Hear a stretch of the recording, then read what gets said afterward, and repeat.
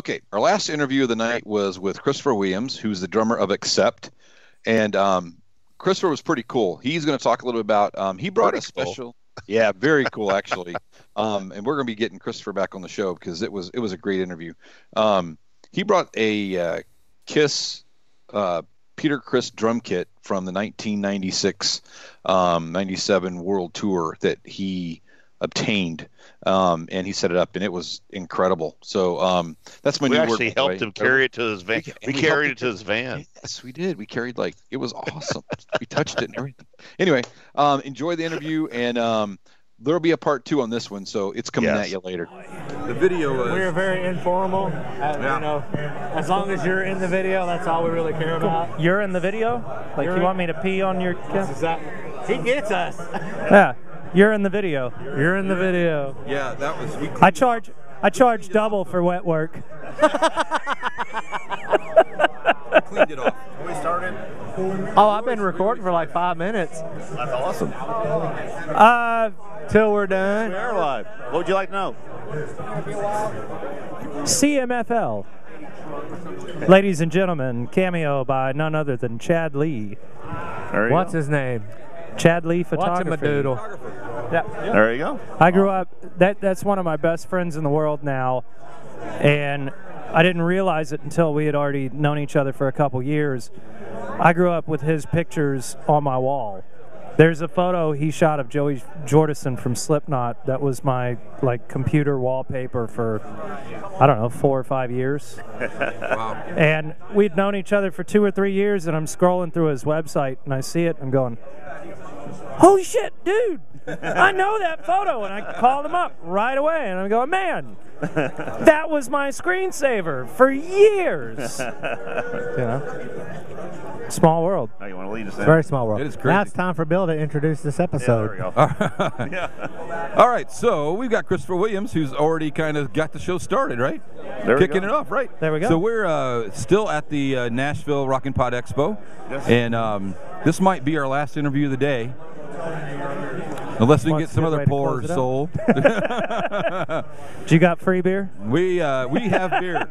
There you go, right there. I can rope some people. Oh. There you go. All right, well, That's I'll take Yingling. that. There you go. I was joking, but No, we're graciously very will accommodating. I will accept that. Yeah. But a bump. Thank you. I'll be here all week. Try the we go. veal. Tip your waiters. And that concludes. and that's the last we saw of him. So we have to make sure we cover up that label. How long have you been in Accept? Just kidding. Well, see, I'm automatically. Yeah, you're good. I'm doing that. You don't I have got to the cover label it up. We're backwards. just giving you some. There you go. I joined the band in 2014, so I guess 2 years, or no, excuse me, 2015, duh. So, yeah, 2 years, but I guess technically I'm in my 3rd year with the band. 3rd year then. So, however you want to count it. So you have a new album out, right? We do. Just came out August 4th. It's called The Rise of Chaos on Nuclear Blast Records. And it's a pretty killer album, I got to say. I'm very proud of it. I have not had a chance to listen to it yet. It's my first studio album with the band.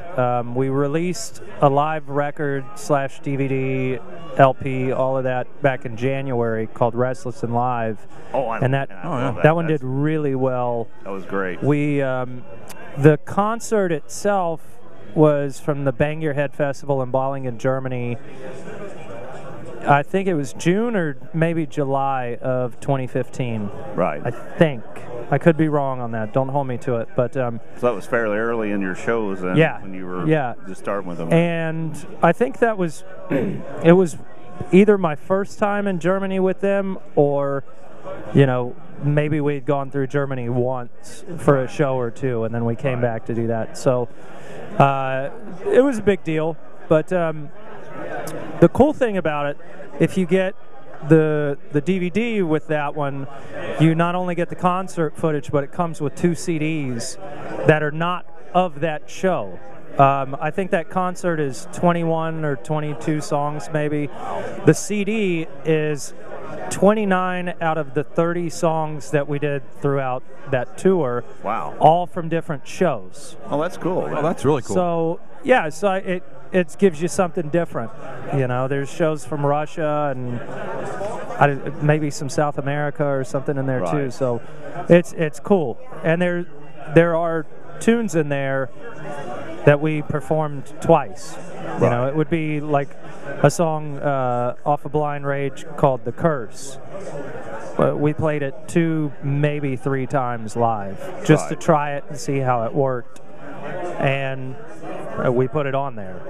You know, the only one that isn't on there that we did play, I think it was a song called "Breaker" that did not end up on the live album. I think that's the one that didn't up in there, just because we didn't record it or the audio quality wasn't up to snuff or something. But so you get 29 out of the 30 tunes that we did on the tour with that. So is it truly live, or did you guys go back and touch it up? Oh yeah. Well, I mean, you'll, like, with guitar stuff here and there, you might punch something over, but drums, vocals, all that stuff's live. You know, it's the same thing with any band. Yeah. You know, if somebody goes, yeah, exactly, they're the kings of it. Yeah. But I mean, you know, if you're listening to a record and somebody goes for that last pivotal note of the solo and just misses it, you don't want to hear that. Right. So if somebody goes in and goes, bah, all right, done. Right. Yeah. So with the new album, then I'm sure there's a tour going to be starting. Are you going to be doing a States tour, or are you going to be going across? There's been talk for a while now about doing the U.S. next year. We're doing a few shows here because I don't think. See, I would love to see you guys, but man, you're just so few and far between. And now with you, Wolf living in Nashville, Wolf and Peter are here, and then you also got Mark. Mark's up in Jersey. So you're basically almost American band again. I know. And you just don't play that much here, and it's frustrating for us. The main thing here in the States, and not a lot of people either know this or think about it. One, it's the promoters. Right. You know, we have to make a certain guarantee to be able to not only just do the shows, and it's not out of ego or anything like that, it's out of being able to afford to do it. You've got to be able to go there. Our road crew, with the exception of our tour manager, our road crew is all European. And what most people don't understand is that if you're coming into the United States to do a tour, and you're not a U.S. citizen, you have to get a work visa.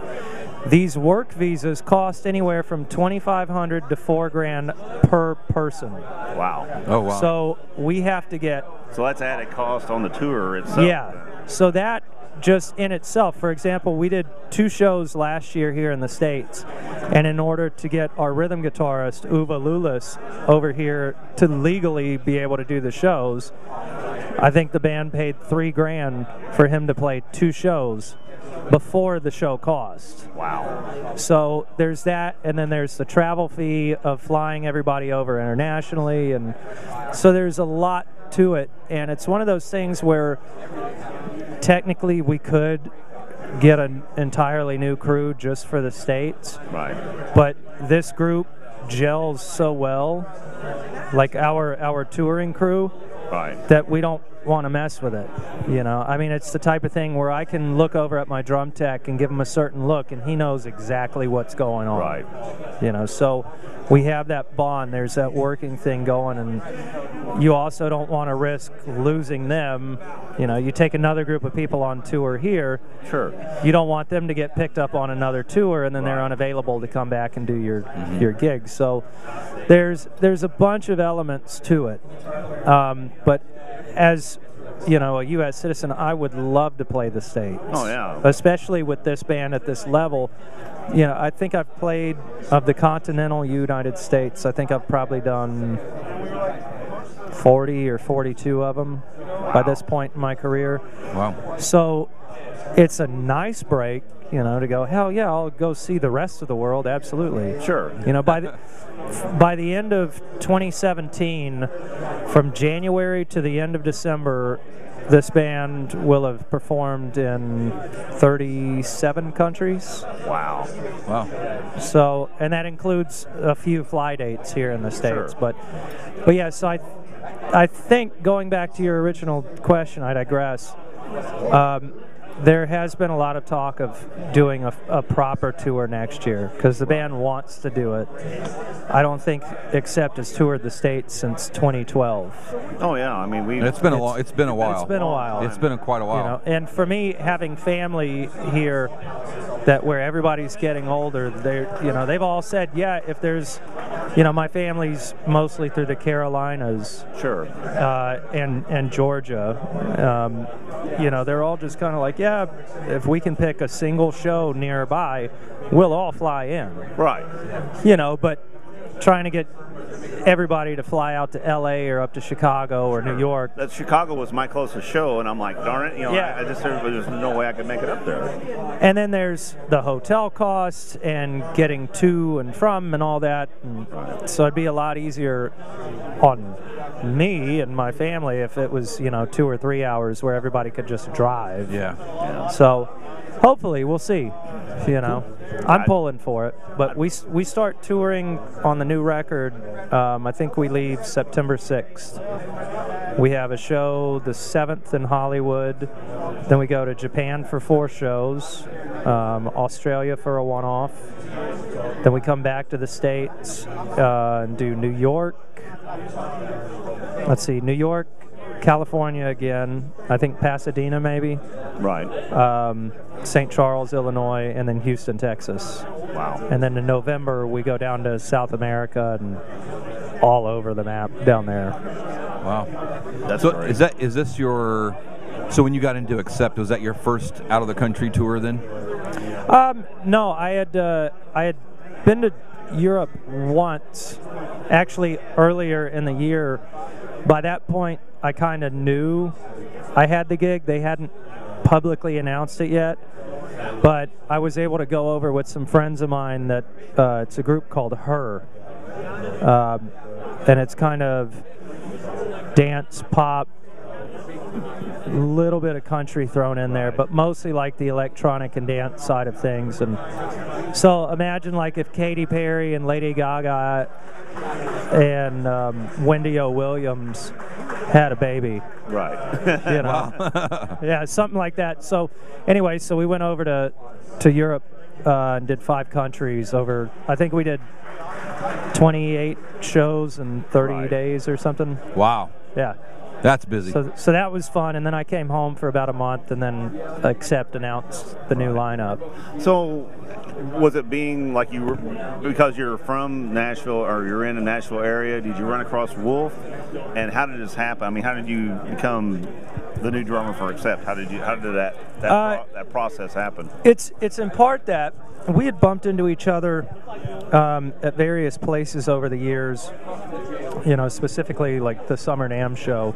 Right. And friends would just introduce us, and oh, hi, cool, yeah, I remember meeting you, and I knew who Accept were.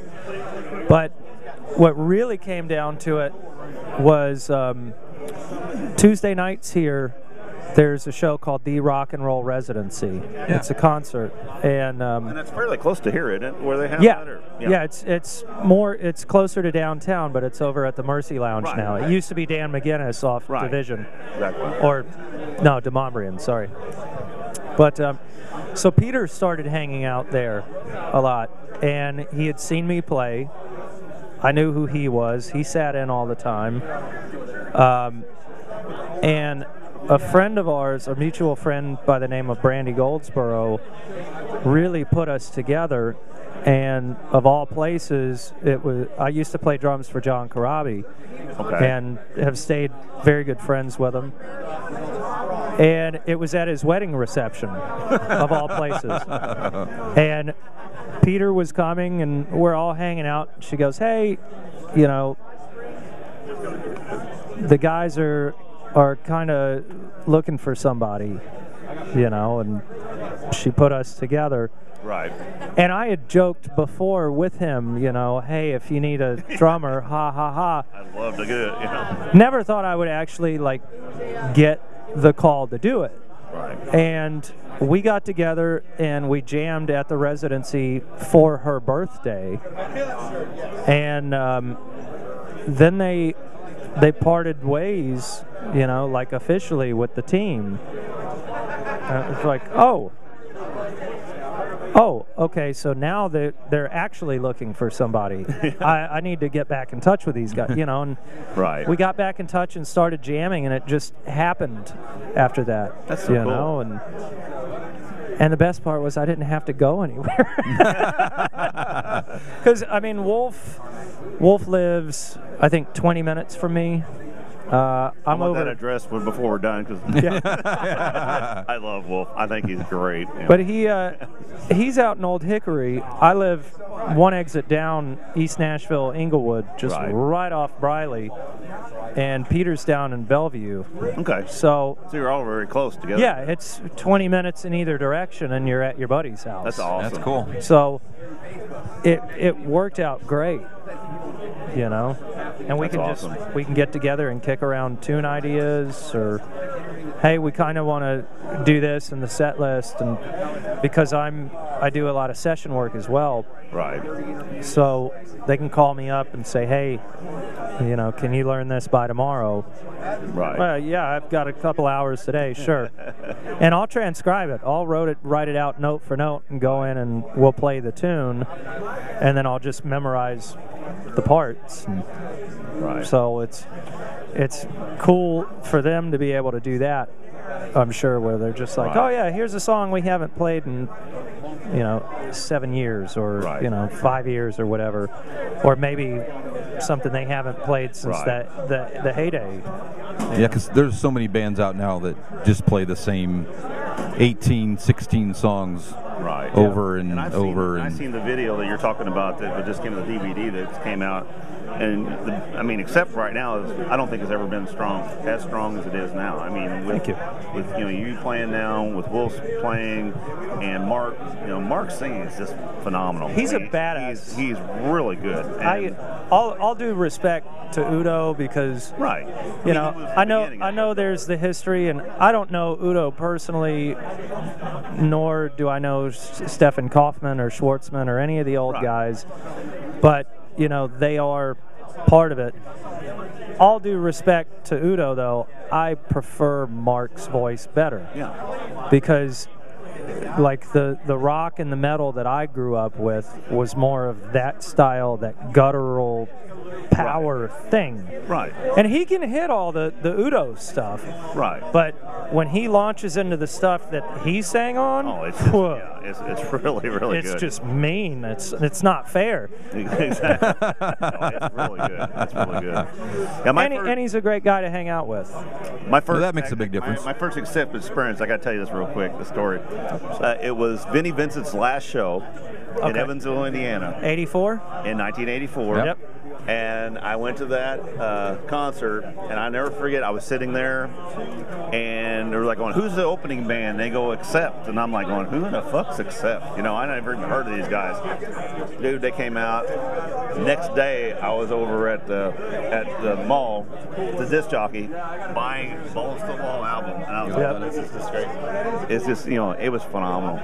Those guys blew me away. Yeah. And they've been, like I said, I've been a fan ever since then. And like I said, come out of nowhere. The very first song that we played together, like when I got the official call, like, hey, do you want to come try this? Right. It's hell yeah. Now imagine this scenario. I've been up since 6:30 or 7 a.m. that day, playing on pads. I've got a bass drum practice pad and then one for the hands. And then when it was like, I don't know, 8:30, and my roommates at the time were up and out of the house, I moved over to the kit. Play for, I don't know, an hour, run out the door, go over to Wolf's, get there about 10. Start setting up drums. He had a kit over there, so we start setting it up. He's having his morning coffee, so is Peter. They're just really laid back, relaxed, rolling the amplifiers and the cabinets in. Get everything set up. Boom, boom, boom, boom. Holy shit, you're loud. Right. Yeah, sorry. And they're like, all right, well, we'll turn up. Don't play softer. We're going to turn up. That's all. And by this point, it's probably 10:30, 10:45. Sure. And they're, you know, and you can see when Wolf's like, all right, what do you want to play first? Let's just do Fast as a Shark. I was just thinking that. I was like, that would be the greatest song shit you know. with at 10 o'clock in the morning. I'm not even joking. And he and Peter, I'm sure they'll deny it, but they gave me that deer in the headlights look of, is this kid serious? This is what you want to warm up with? Because we're going to be and he's like, okay, well, we'll try and keep up, haha, laughing, you know, joking around. But I just look at him, I go, well, you know, we got to get it out of the way at some point. Sure. May as well just get it over with. Played it very loud and way too fast. That's awesome. And that was my first time where it was playing like one-on-one just with the guys. Wow. What a song to start out with. Yeah. That's great. That's a great story. Go big or go home. Oh, well, I mean, that was it. I like that fact of like, oh, you can't, you're loud. We're going to have to turn up. It's like, you know, awesome. If we're going to do this, we're going to do this. Yeah. Don't play loud. No, don't play lighter. We're just turn up. Yeah. That is awesome. That's it. Our shit goes to 11, you know? I love it. I love it. You know, and I mean, with that kind of gig, that's just how I play. Right. It's, you know, I do a lot of other artist gigs where there is a lot of finesse involved, and you pull the volume and even change the size drumsticks because they make a different impact on the drums and all this. But if you're playing that kind of stuff, it's going to be, you know, balls to the wall. Exactly. You know, it's got to be. Otherwise, it just sounds weak. And it is German metal. It must be powerful. Yeah. Yeah, you gotta make that first impression, right? That's it. And whack. You don't want to, you don't want to go, well, this maybe wasn't a good idea. I don't really know. So after it was all over with, they look at you and say, okay, dude, you got the job. You know. No, after we finished that, you know, we ended up doing. They had sent me 4 songs. It was Balls to the Wall, Up to the Limit. Or no, excuse me, Balls wasn't on there. It's Fast as a Shark, Up to the Limit, Metal Heart, and Teutonic Terror. Ooh, Teutonic Terror, I love that one. And those were the 4 songs that we jammed. And then they pulled me into the playback room where Wolf has the whole recording rig set up and played me part of Dark Side of My Heart from Blind Rage. Right. And he's like, yeah, and listen to the hi-hat pattern there and what it does. And it's, okay. We listened to the intro all the way through the first chorus and the turnaround. Right. He goes, great. And then it just repeats itself, and then we're in the solo, and then we'll stop. Right. Okay. All right. Go into the next room. Again, from having done session stuff and all that, and just being a fast learner. Right. Just went in, played it, repeat, stopped at the solo. Cool. Then they just start calling out songs to each other. They're speaking in German, facing each other. I have no idea what's happening, and they're going, no, nay, oh, yeah. Princess of the Dawn? I'm like, kind of remember it. And he's, just play what you feel. Just play along. Okay. Start playing, and it was just the groove, kind of what I remembered of the song, but also more of what I felt and what the riff was giving me. Cool. London Leather Boys. And they're like, and the hi-hat does this. And they're just calling off all of these songs. And, you know, at the end of it, it was like, all right, cool. And, you know, they made little changes to the hi-hats because they're very, very specific. I don't know if you know that. If you look at a lot of German bands like of that school, right, listen to the way the hi-hats are played, really? Especially between Accept and the Scorpions. There's a certain touch and a certain thing to it that apparently not a lot of people can get right. You know, there's a swing to it, but it's not ba do da do da do da do. But it's also not ba ba ba ba. It's ba ba ba ba ba ba ba ba ba ba. It's a certain thing that happens. So they pointed that out, and it's like, oh, okay, cool. I get that. I'll work. And as soon as I figured out the motion that worked for me, cool. All right, got it. And when all was said and done, you know, when all was said and done, hello, uh-oh, uh-oh. I don't know what's going on there, but they're getting ready to do another a panel session. Oh, okay. But we'll cut it. Anyway, so you know, Wolf's like, awesome, great playing with you. Thanks for coming by. I'll get in touch with you. I'm like, okay, well. All right, not sure how to take the I'll get in touch with you. Right. Peter calls me right afterwards. Hey, man, that was awesome. That was great. I'll get back with you. That's a good thing. Okay. So I don't know what to expect at this point. And then that night, you know, I get a text message from Wolf that says, hey, it's Wolf. It says, hey, this is Wolf. You did great today. What are you doing Saturday? Let's have lunch and sit down and talk. He's very drunk to be here. Cool. And then sat down and had the talk, and it was kind of like, hey, it's yours if you want it. Right. You know? Well, there again, they I mean, that right there showed them that they didn't have to hold your hand. They didn't have to teach you a lot. You know, when you were able to come in there, you know, show them that basically you knew the stuff that they asked you to do, plus you could catch quick. You know, here's this, see how you could do. You know, if they had to sit there and hold your hand or do something like that, you know, it'd have been the next guy down the road. Exactly. Exactly. Awesome, and I mean, though. there are plenty of people in Nashville they could have called. Right. Whether it would have been the right fit or hang or whatever. Yo, what's up, Robert? How are you, brother? Good to see you. But Robert Bentley, ladies and gentlemen. But yeah, I mean, it was just again one of those things, right place, right time. If I hadn't been hanging out with Karabi that day, and you know, and Brandy hadn't been there. Who knows? Yeah. You know? Wow. That's a great story, though. That's awesome. Cool. That is really awesome. So you brought a little something with you. Hey, a little something. A little something. About over there in the corner. About 800 pounds of something. Yeah. I saw you bringing that in earlier, and I was like, I'm not sure exactly what that is. I went over and checked it out. I was like, oh, he's a fan. that is the real deal. Yeah. So what you don't know, you want to explain what's here since they can't see it. So I don't know if y'all will see photos or video of it or not, but I own the B rig from the Kiss Alive Worldwide '96-'97 tour that was used on, I'd say, probably half the tour at least.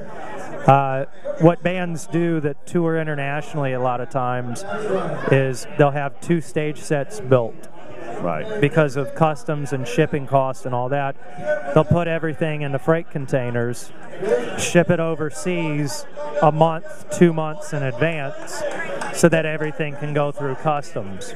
So when a band is touring in the United States with their stage set, and then 5 days later they're in Europe on the exact same stage, that's the second stage set that they shipped over about a month or 2 months before, so that it can clear customs and all that. So Peter kept one of the rigs, which it's either at his house or maybe it's still in this museum in Turlock, California. And in 2000, when Kiss did the big Butterfields auction, it was 2000, was it? Yeah, I guess it was 2000. Yeah, Butterfields, yeah. They did the Butterfields auction, and that was one of the kits that they sold. There's a friend of mine named Nicole in Las Vegas that I met while I was on tour out there. I went by Kiss Mini Golf and saw the kit and immediately knew what it was, and super fanboy freaked out over it. Like stepped across like a velvet rope in a private room to get back to the drums, and I wasn't supposed to be there. And this person working there said, "Excuse me, you're not allowed to be in here." And kicked me out. I said, "I'm sorry," and explained what that drum set was, because this is in 2014. Right. So back in 2000, I remember like mowing lawns and saving money just to buy the catalog to see what they were selling at that auction. So I'd been daydreaming about having this drum set for so many years, and there it is right in front of me. So anyway, the clerk goes and gets her boss, who tells me it's for sale. It turns out it's Christina Vitaliano that does all of Gene's meet and greets and the base sales, and her and her Patrick husband, or husband Patrick. So we get to talking, and she says, well, they're for sale. Here's the price. Think about it. If you're serious and you're still here in 2 days, we're having our big anniversary party. Come down. I'll call the owner of the drums, and you can discuss payment and all that stuff, or if you want to set up a payment plan, or I don't know how she wants to handle that. You two discuss that. Lost sleep over it, and eventually I called my mom and just asked her, like, hey, I have this opportunity, should I do this? She goes, absolutely. If you don't, you're going to kick yourself for the rest of your life. So I go down and I meet her, and we spoke for probably 2 hours or so about this drum set and life and all things Kiss and everything. And at the end, she says, I think that you're the person that is supposed to have this drum set. She goes, I'm only selling it because my father's having some medical issues and I need to take time off of work to fly across the country and be with them. So these are going to help me. I'm willing to do payments with you as long as you can make them continually, consistently. So we worked it out, and but the catch was there was a deadline. Like 3 weeks later was going to be the Hall of Fame induction. Right. And if I didn't have a down payment by then, they were going on eBay. Gotcha. So I have a boatload of drum equipment, and a good chunk of it I was willing to let go in order to make the deposit. The problem is I was on tour for another 4 weeks, which would have been past the deadline. So I didn't have any way of getting into my storage and pulling stuff out and eBay or sell it to drum collectors or whatever. So I ended up doing a GoFundMe between like friends and family that have seen me grow up being super, super Kiss nerd. Right. Like to the point where a lot of my teachers and my mom's family thought I needed psychiatric help. It was, and that's not a joke. It was to that extent. So I don't know about that. Anyway, but yeah, so through friends and family and everything, and the bit of money that I did have at the time, and I was able to make that deadline. That's cool. Like 2 days before the deadline. Wow. I sent the payment to her, and she goes, all right, I got the payment. If you're serious about this, we're locked in on this deal. And we did it. That's awesome. And That's now cool. They're here. That's cool. We'll get a picture of it and post it on the website too. Yeah, So. That'd be great. Oh, absolutely. Yeah. Absolutely. We also have to have a picture of it with me behind the kit. Of course. If you want, absolutely. We'll go do that. But yeah, they're those are my babies. I have another kit that is it's a replica of Peter's 76, 77 Destroyer Rock and Roll Over kit. Oh yeah. The giant white one. I built that out of original 70s Pearl drums that are fiberglass shells. Same shells, same sizes, same stands, same hardware, same everything as Peter. And, that's a joy to have. But to have the real deal over here. Yeah, that's a game changer, man. That's. So who are these guys? Do we know loud who they as are? hell, man. I don't know what They're our loud as listeners hell. can hear. We're at this expo, this podcast expo, and they're having expo panels going on. And for the most part, people have been Quiet. reasonably volume, and this one guy's just up there being loud and obnoxious. He makes Howard Stern seem civil. Well, you know, it's been a long, arduous day, and I'm sure many beers have been had. That's so. exactly. Yeah, probably so. And I'm breaking the singer's rule right now. I'm cupping the mic. You are cupping. Well, you're cupping the mic, but you're not singing, so it probably won't. Well, be there a we big go. deal. Well, you want to tell anybody a web address or Facebook or how to get in touch with you? Yeah, absolutely. All my social media stuff is C. Williams Drums, as in Christopher Williams Drums. So it's all C. Williams Drums, or, you know, Facebook /C. Williams Drums, Instagram, all that. I'm actually building a website right now with a good friend of mine, so that'll go live, and I'll have, you know, I get questions a lot about where can we get the drumsticks, or one of the things I do every leg of tours when Accept goes out is I make custom printed guitar picks. Right. And I started doing that first summer I was in the band. We did. All right. Classy individuals. Yeah. I think he's talking about Gene Simmons. Yeah. Oh, okay. Well, Gene probably did, but anyway.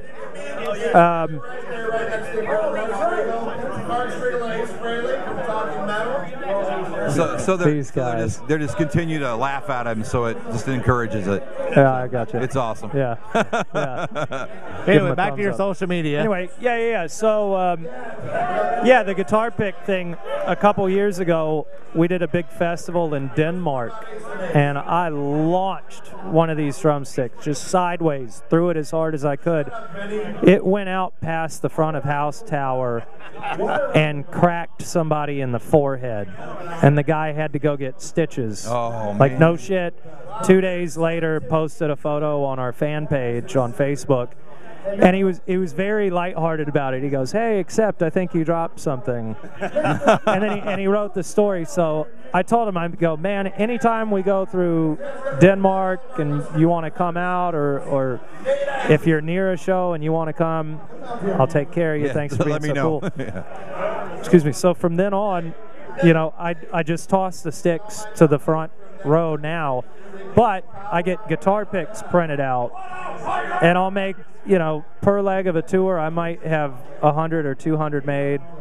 I throw out a total of 12 per night, because that's what we fit on the mic stand. Yeah. Right. Yeah. And I throw them out, you know, and it's a little souvenir, but a lot of people don't have a chance to get them. True. So on the website, part of the thing, there will be a shop where you can get that kind of stuff too. That's cool. That's awesome. You know, because with the sticks I use, I'm with a stick company called ProMark, Right. and even though it's not a Christopher Williams signature model, Right. they're kind enough where they take everything off the drumstick and then they put the band's logo, my signature, my name, and the ProMark logo, whatever color ink I want.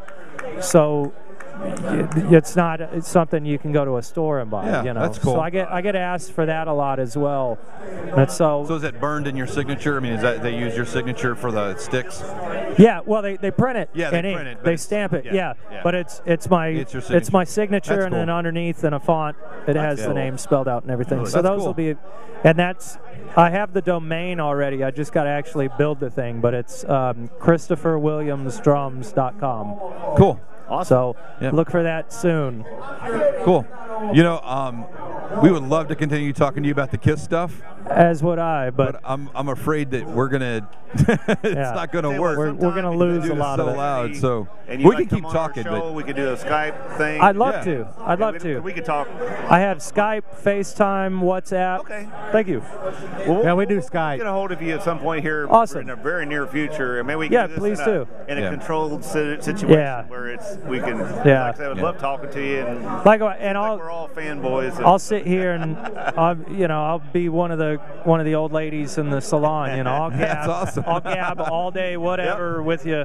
that'd be You know, awesome. I'd love to. But thank you for your time now, though. Yeah, I Thank really you for appreciate having it. me. I'm Not a sorry problem. we're getting cut Yeah, short, you but know. It is what it is. it's the way Well, of we it. knew coming into this that things like this That were was going to happen. So It's first time. It's good. Yeah. It's been great, though. We've had a good time. This has been awesome. Wonderful. Chris And what Sinzak I'm has thinking done about it, a shout out fantastic with to this. Chris and Aaron. yeah, Chris and Aaron both. This is fantastic. Yeah, they This did a turned really out good way job. better than I thought it would. Absolutely. It's been a real good Absolutely. time. Real good The time. thing that's tripped me out is it's, you know, you'll see like the people that are hanging out, but then there's also the waves of people that come through and check it out and do some shopping.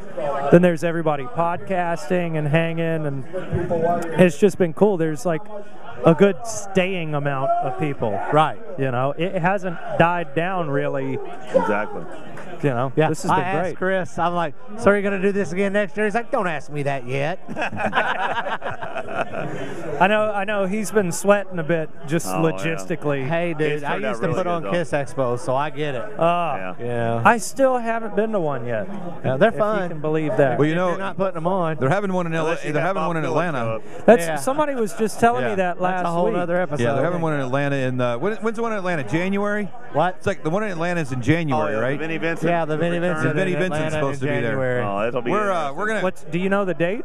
I don't know the date. I think LA Kiss Kiss, Expo. yeah. like 18, 16, something like that. January. Yeah. It's But we're January actually the 17th. going to go to Vegas and bet on if Vinny actually shows up or not, because No, we're pretty he'll- sure the over and under what- on that's going to be pretty good. What Vinny will do is he'll make you pay to meet him. Yeah. And pay even more to get an autograph, and pay even more than that to sign the guitar. But you have to pay him in advance, no refunds. yeah. And then he's not going to show up. Yeah. Exactly. Or he'll show Classic. up in his Kiss makeup, and Gene and Paul will sue the shit out of him. Exactly. But you know, that guy has set himself up for his Exactly. life. Yeah, so you know, sometimes- That's reap why we what want to you go sow. watch. Yeah. You Sometimes reap what you you'll- sow. You make your bed, you got to lay in it. That's it. Yeah. I got. Chris, thank you so much for Yeah. coming on. We sure Absolutely. appreciate it. And We've good had a luck great with time. it. Me. And tell you Thank what, you, buddy. tour the States, please, because we want to see Great to you meet guys. you, brother. Likewise. Yeah, I would love to tour the States. Thanks, man. Absolutely. And like I said,